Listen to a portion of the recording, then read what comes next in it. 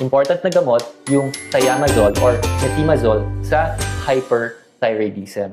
Ito ang gamot para bumaba yung mataas na thyroid hormones. Pero may mga posibleng side effects ito na kailangan bantayan.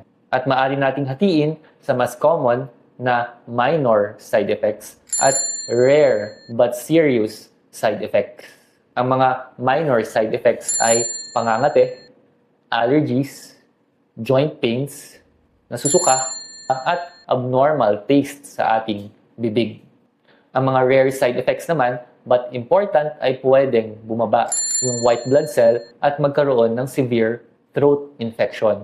Gaano ka-rare? Around 0.5% ng patients pababa. Ang usual symptoms nito ay pwedeng magkaroon ng fever at severe sore throat.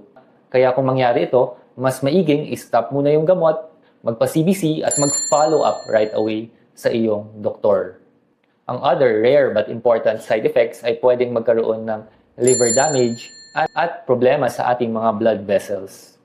Kaya mas maigi kung hindi kaya itong mga risks na to, mag-usap kayo ng iyong doktor kung ano pang pwedeng gawin sa iyong hyperthyroidism like radioactive iodine therapy or surgery.